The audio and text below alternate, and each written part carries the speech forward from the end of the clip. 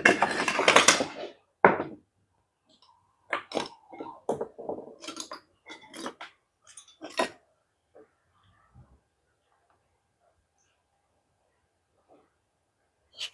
Friends, कैसे हैं आप सब। उम्मीद है आप सब अच्छे होंगे और अच्छे रहना। दोस्तों आज फिर आए हैं हम अंकुश गिरी जी के फार्म पे। आपको आज दिखाते हैं फिर हम मोती की खेती। और आज हमारे साथ विशेष रूप से आए हैं दोस्तों करमबीर लाठर जी, हमारे वरिष्ठ पत्रकार, वो भी हमारे साथ आए हैं और आपको दिखाते हैं। और हमारे साथ आप आपको दिखाएंगे कि किस प्रकार से करमबीर लाठर जी के साथ जो अनुभव है वो साझा करेंगे और मोती की खेती कैसे होती है वो पूरी की पूरी डिटेल आपको आज दिखाई जाएगी। आदरणीय भाइयों को नमस्कार। जिस तरह से बढ़ती जनसंख्या की वजह से कृषि जोत का दायरा घटता जा रहा है, उसी तरह से ग्रामीण क्षेत्र में परिवारों में रोजगार और आजीविका की भी समस्याएं भी सामने आ रही हैं। और इसी दौर में ही कुछ हमारे प्रतिभाशाली युवा हैं जिन्होंने बहुउद्देश्य कृषि प्रणाली अपनाई, ऐसे तरीके अपनाए जिससे वो अपनी आमदनी को और ज़्यादा बढ़ा सकें। और इसी कड़ी में एक नया आयाम सुनने को मिला था जिसको मैं आज जिसका भ्रमण करने आया हूँ। इस इकाई का सीप के मोती उत्पादन की इकाई, ये हरियाणा राज्य के करनाल जिले के इंद्री खंड के गांव जनेसरों में स्थापित की हुई है। 2019 से हमारे मेहनती प्रगतिशील किसान भाई अंकुश गिरी जी ने, और भविष्य में इसी दौर में हरियाणा तालाब एवं शिष्ट जल प्रबंधन प्राधिकरण हरियाणा के सदस्य तेजिंदर सिंह तेजी जी भी आए, क्योंकि हरियाणा सरकार हमारे ग्रामीण क्षेत्र में तालाबों के सुधारीकरण और पुनर्जीर्णोद्धार पे बहुत जोर दिए हुए हैं। हो सकता है भविष्य में ग्रामीण क्षेत्र में जो तालाब भी हैं वो भी मोती उगले और सरकार के आमदनी का बड़ा जरिया बन जाए। तो मैं आदरणीय भाई अंकुश गिरी जी से अनुरोध करूंगा कि जो आपने अनुभव हासिल किए सीप के मोती उत्पादन में, इसके प्रथम चरण से अंतिम चरण तक, मतलब एक एक चरणबद्ध तरीके से बताएं हमें। जो भी आपके अनुभव हैं इस इकाई को स्थापित करने में, इसका संचालन करने में और मोती उत्पादन के बाद उसकी मार्केटिंग करने में, मैं अनुरोध करूंगा आदरणीय भाई से अपने अनुभव हमारे साथ साझा करें। मेरी तरफ से नमस्कार सर। नाम मेरा अंकुश गिरी है और जो मेरा रेजिडेंशियल एड्रेस है यहाँ से गांव कल्ली खालसा पड़ता है। देखिए, जैसे अभी सर ने मोती पालन के बारे में बताया, आपने जैसे मोती के बारे में सुना होगा कि मोती सबसे पहले जो एक प्रचलन है हिंदुस्तान के अंदर, विश्व के अंदर मोतियों का, वो राजा महाराजाओं के टाइम से है। पर क्या है कि पिछले कुछ सालों से हमने देखा है कि जो मोती हैं वो मतलब एक नेचुरल तरीके से ही, मतलब प्राकृतिक रूप से में नदियों में या समुद्र के अंदर मिलते थे। पर अभी क्या हुआ है, कुछ सालों के दौरान जो मोती हैं इसके उत्पादन हम घर के अंदर कर रहे हैं। इसमें क्या होता है कि हमारे शिप होते हैं जो समुद्र से कुछ निकलते हैं, कुछ हमारे ताजे पानी के होते हैं, वो अलग अलग टाइप के होते हैं और उनके हम एक तरीके से घर के अंदर उनको उत्पादन कर रहे हैं और अपनी मतलब कि आय को बढ़ाने का एक हमारा ये साधन है। जैसे इसकी शुरुआती दौर से बात करें, जो इसकी शुरुआत दौर था भारत के अंदर 40-50 साल पहले इसकी शुरुआत हुई थी। उसके अंदर क्या होता है, हमारे जो सीप होता है, एक जीव होता है, जैसे देख सकते हो आप, ये एक जीव होता है, समुद्री जीव होता है, मीठे पानी का भी हो सकता है और ये खारे पानी का भी हो सकता है। ठीक है, ये हमारे एक जलीय जीव होता है जिसके अंदर हम एक तरीके का जो बीज होता है वो प्रत्यारोपण करते हैं। वो कुछ समय के बाद जो सीप है उसमें से हमें इस प्रकार के दो मोती का प्रोडक्शन देती है, दो मोती का उत्पादन होता है, देख सकते हो।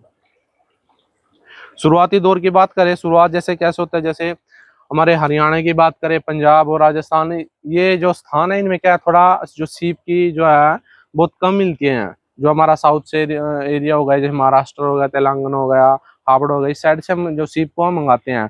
उसके बाद क्या करते हैं, जैसे आप ये देखोगे यहाँ पे हमने टैंक सिस्टम बनाया हुआ है।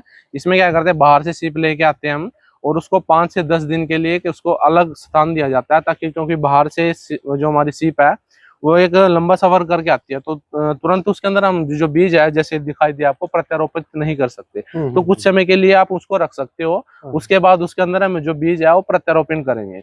उसके बाद एक इसका समय रहता है 18 से 20 महीने का। उसके अंदर ये सीप है जो जलीय जीव है, जैसे पानी है उसके पानी के अंदर रहेगा ये, और उसके दौरान ये सीप है जो हमें एक अच्छी गुणवत्ता के मोती देकर जाती है। आप जैसे देख सकते हो यहाँ पे इस तरीके के जीव होते हैं, ऐसे बैग में रहते हैं। ओके। जी, इसमें आप 6 भी रख सकते हो, एक साइड 7 भी रख सकते हो। अगर तो इसकी सुरक्षा हिफाजत का विशेष ध्यान रखना पड़ता हाँ, होगा। जैसे वैसे मैंने अभी बताया, जैसे बीज प्रत्यारोपण की जो इसकी प्रक्रिया होती है उसका एक समय होता है, जैसे अक्टूबर से लेकर शुरू होता है और फरवरी तक इसके प्रत्यारोपण की जो प्रक्रिया है वो चलती है। उसके बाद ये 18 से 20 महीने पानी के अंदर रहेगी। ठीक है जी। उसके वजह से इसमें जो सावधानी है, जैसे हमारा पानी हो गया, उसके अंदर कुछ पैरामीटर्स हैं, जैसे हमारा अमोनिया हो गया, पीएच की मात्रा हो गई, ऑक्सीजन की मात्रा हो गई, अमोनिया हो गए, इन चीजों को हम समय समय पर ध्यान रखते हैं कि उसको हमें कैसे नियंत्रित करना है। जैसे आप अमोनिया की बात करें, अगर अमोनिया पानी का बढ़ जाता है तो उसके हमारे कुछ पैरामीटर्स होते हैं, ठीक है, उससे हम उसको कंट्रोल कर सकते हैं। जैसे पानी आए 1.5 से 2 महीने हमारा चल जाता है, उसके बाद इसको साफ सफाई करके 1.5 से 2 महीने के अंदर इसके अंदर हम ताजा पानी भरेंगे। तो इस पूरे स्ट्रक्चर, ये जो उत्पादन इकाई है सिप के मोती की, इसके पूरे संचालन में, व्यवस्थित रूप से संचालन में कितने श्रम शक्ति की जरूरत पड़ेगी, कितने बंदों की जरूरत पड़ेगी? देखिए, जैसे आप इसको उत्पादन करते हो, मान के चलिए जैसे मेरा एक टैंक है, इसमें मेरे 1400 से 1500 सीप आ सकते हैं। ठीक है। जैसे आप इसको घर से भी, जरूरी नहीं है कि आपको उसके लिए कोई बड़ा सा थान चाहिए, जैसे आपका एक घर का छोटा सा एरिया है, आंगन है, कहीं से भी आप इसकी शुरुआत कर सकते हो।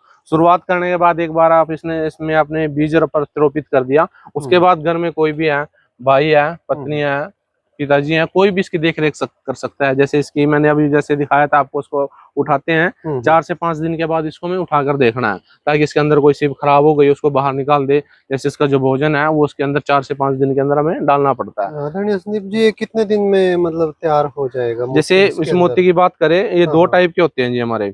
एक रहता है हमारा डिजाइनर, ये एक रहता है हमारा अर्ध गोल मोती, हाफ राउंड बोलते हैं जिसको, जो उसका समय रहता है 18 से 20 महीने का रहता है जी। एक मान ले गुणवत्ता की बात करें, एक मोती आए, एक गुणवत्ता की बात करें, उसको एक प्रॉपर टाइम 18 से 20 महीने का हमें उसका समय देना पड़ेगा। उसके बाद तैयार है? हाँ, उसके बाद तैयार हो जाता है जी। तो उसकी फिर मार्केटिंग के लिए सबसे पहले जैसे हमारा जयपुर हो गया, एक मतलब कि टूरिज्म प्लेस है, ठीक है, वहां से हम जो टूरिज्म है हमारे जयपुर में काफी ज्यादा संख्या में आते हैं, और वो है कि हमारे जो भारत का मोती है उसकी गुणवत्ता बहुत अच्छी है, तो उसको पहनना बहुत पसंद करते हैं वो लोग।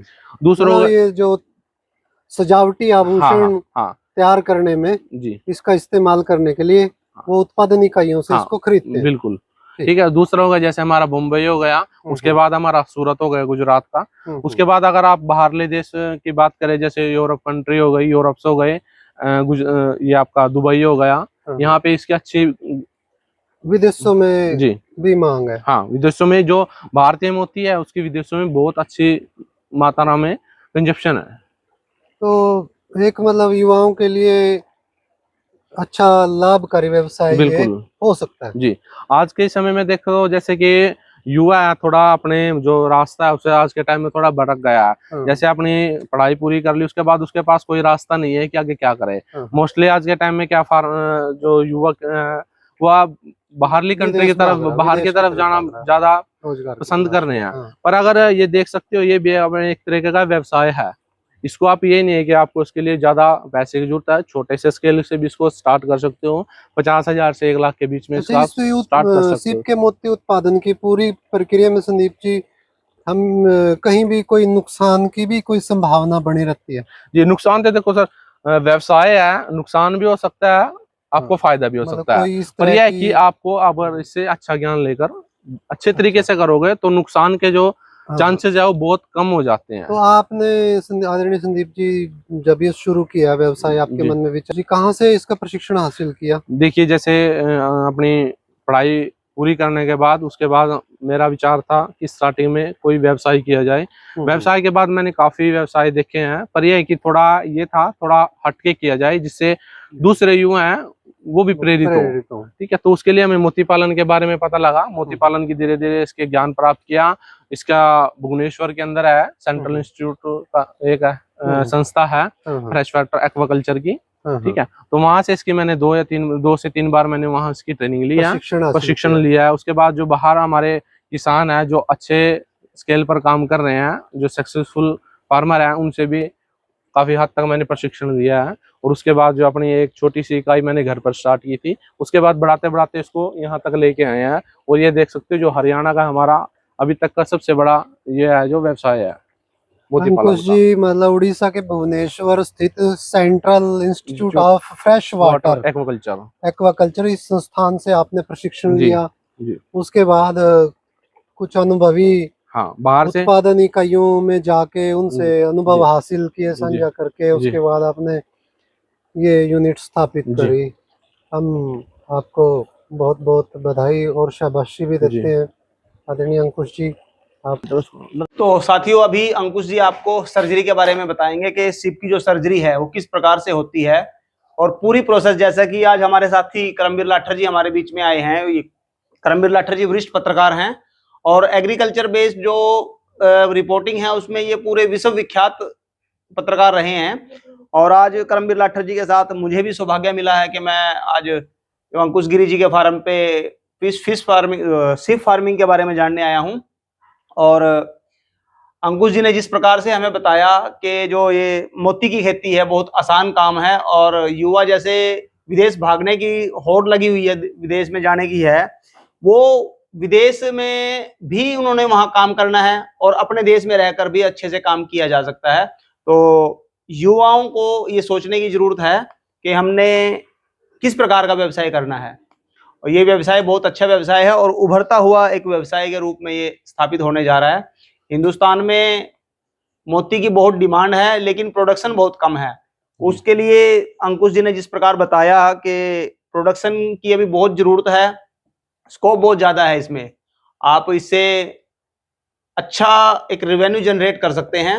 और जिस तरह से अंकुश जी बता रहे हैं कि इन्होंने भी बहुत अच्छे से इस पे रेवेन्यू जनरेट किया है और बहुत अच्छे से ये जो इनके पास फार्मर्स आ रहे हैं उनको भी ये ट्रेनिंग देकर और उनको भी एक अच्छा व्यवसाय करने का अवसर दे रहे हैं। उसके लिए अंकुश जी बहुत बधाई के पात्र हैं। और अभी हमने जैसा लाठर साहब ने बताया कि तालाबों में भी इसका मोती की खेती की जा सकती है, तो एक एक्सपेरिमेंट किया जा सकता है कि जो तालाब गंदा पानी जो तालाबों में आता था उसको स्वच्छ करके किसी तरह से ट्रीट करके, जैसे वेटलैंड टेक्नोलॉजी है या दूसरी किसी टेक्नोलॉजी के जरिए तालाब के पानी को साफ करके उसमें भी ये मोती की खेती की जा सकती है। वो भी एक सोचने का विषय है और इन फ्यूचर इस पे काम भी किया जा सकता है। तो अभी अंकुश जी आपको बताएंगे कि किस तरह से सर्जरी जो सीप की जाती है और बड़ी गहराई से हमारे साथी करमबीर लाठर जी हैं वो जानने का प्रयास करेंगे। और आप सब भी जानिए कि किस तरह से सीप की जो है सर्जरी होती है। अभी अंकुश जी आपको बताएंगे। जी अंकुश जी। इसमें जी सीप में मोती उत्पादन के लिए सबसे पहले प्रत्यारोपण की, जी बीज प्रत्यारोपण की जो विधि है वो बताइए। देखिए, जैसे आपने बताया, जैसे हम सीप है उसके अंदर जो बीज है प्रत्यारोपण करते हैं, उसकी एक विधि होती है। विधि में क्या रहता है, जैसे हम बाहर से सीप मंगाई है मैंने, उसको 8 से 10 दिन के लिए एक अलग टैंक में, ट्रीटमेंट टैंक बोलते हैं, उसमें रखते हैं। उसके बाद जो हम इसके अंदर बीज का प्रत्यारोपण है उसकी प्रक्रिया शुरू करते हैं। करने से पहले क्या करते हैं, जैसे हम जो हमारा जहाँ पे ट्रीटमेंट टैंक होता है वहां से सीप लेके आएंगे, ऐसे ट्रे में लगाएंगे उसको। ट्रे में लगाने के बाद कुछ देर के बाद क्या सीप अपना मुंह खोलना स्टार्ट कर देंगे। जैसे मुंह पानी के अंदर रहेगी तो मुंह खोल लेंगे अपना। जैसे मुंह खोल लेंगे उसके अंदर हमारे एक टूल होता है जिसको हम स्पैचुला बोलते हैं, उसकी सहायता से क्या करेंगे, इसका आराम से मुंह खोल लेंगे। मुंह खोल लेंगे, जैसे देख सकते हो आप, जो सीप होती है ये की, इसके एक सिर होता है, ये पैर होता है, मतलब कि पूंछ होती है, ये हेड पोर्शन होता है, टेल पोर्शन होता है, ये इसकी बैकबोन होती है, जिसको हम अपनी जैसे रीढ़ की हड्डी बोल देते हैं एक तरीके से। ये इसकी रीढ़ की हड्डी होती है और ये इसका मुंह रहेगा। करना क्या, जैसे हम सीप को लेंगे उसके अंदर हम जो हमारा स्पैचुला है वो उसके अंदर आराम से डालना है बिल्कुल। उसके बाद ये हमारा जो दूसरा टूल रहता है ओपनर रहेगा, उसको क्या करेंगे, धीरे से इसके अंदर ऐसे डाल के इसको मुंह खोल लेंगे।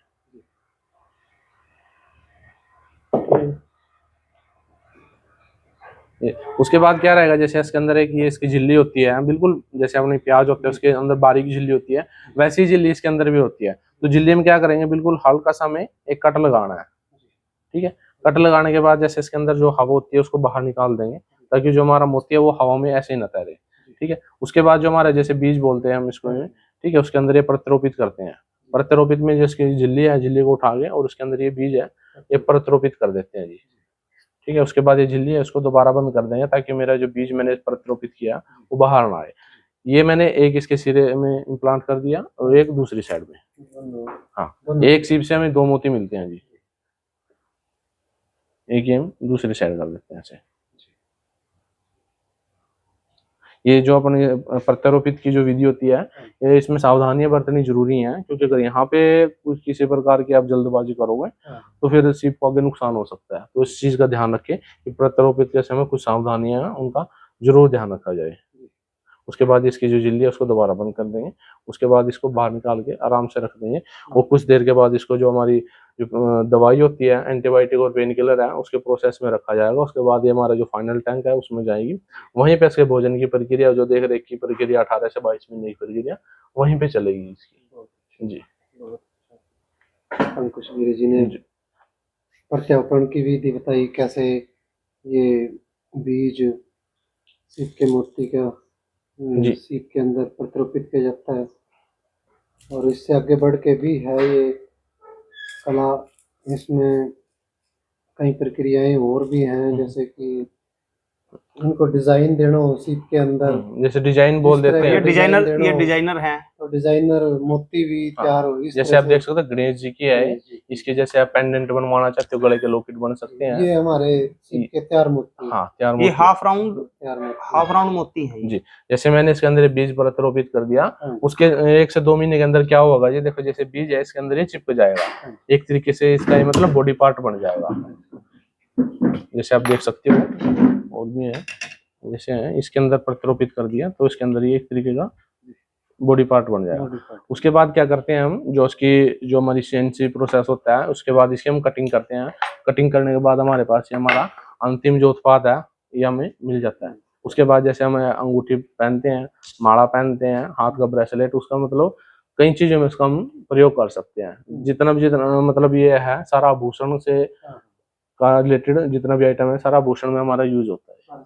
हाँ, सजावटी आइटम है। कीमती आभूषण हाँ, में इसका इस्तेमाल एक इसको मतलब ठंडा रत्न माना जाता है। जो हमारे ज्योतिषी हैं उसको एक तरीके से मतलब जिसको थोड़ा गुस्सा ज्यादा आता है, उसके लिए इसको पहनने के लिए वो कहते हैं। एक बड़ी अच्छी बात ये लगी कि जो ये प्राकृतिक रूप से समुद्रों में बड़े बड़े जलाशय में पाई जाने वाली सीप है, इसके अंदर जो जलीय जीव है और वो इतना बड़ा कलाकार है कि बीज प्रत्यारोपण के बाद वो उसको शेप दे देता है। जी ये बड़ी खुशी की बात है। तो ये भी एक कुदरत का करिश्मा है। जी इसके अंदर जो जीव है, जलीय जीव, वो बीज को प्रत्यारोपण करने के बाद वो इस तरह की शेप दे देता है उसको।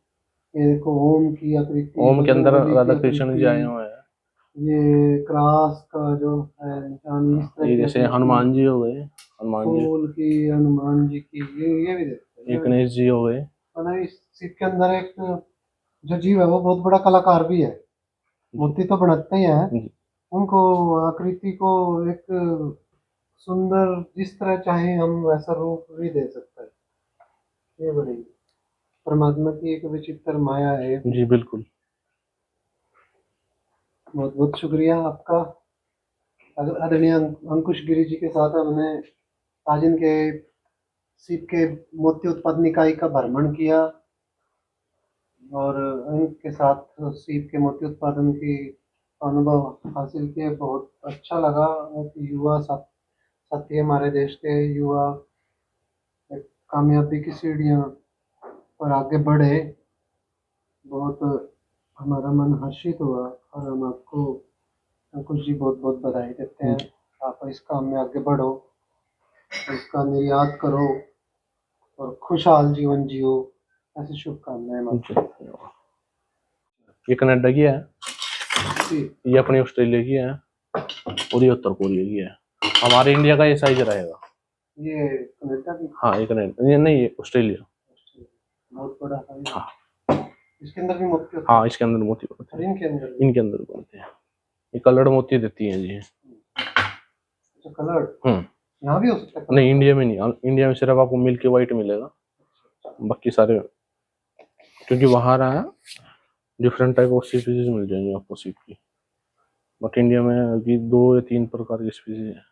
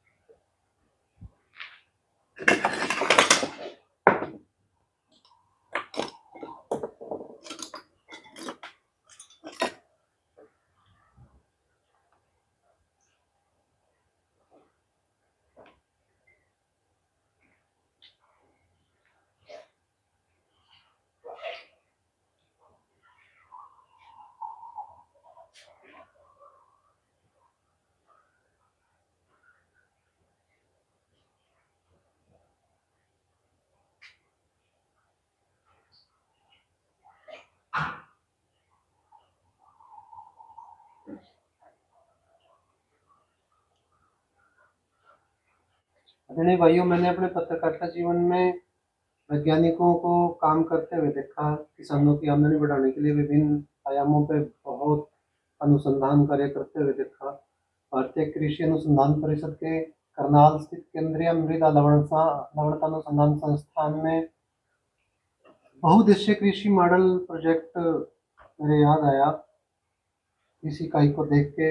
उसमें भी जल संरक्षण के उपाय किए जाते हैं, तालाब खोदा जाता है, मछली पालन किया जाता है, कई आयाम स्थापित किए जाते हैं ताकि किसान की निरंतर आमदनी बनी रहे। तो ऐसा भी संभव है उस बहुउद्देशीय कृषि योजना के साथ ये सीप के मोती उत्पादन का कार्य भी जुड़ सकता है, लेकिन इसके बारे में वैज्ञानिक ही कोई फैसला ले सकते हैं। लेकिन मन में ऐसा विचार है कि ऐसा भी संभव है, हो सकता है। एक ही प्रोजेक्ट पे काफी सारे काम बिल्कुल कर रहे हो 10-20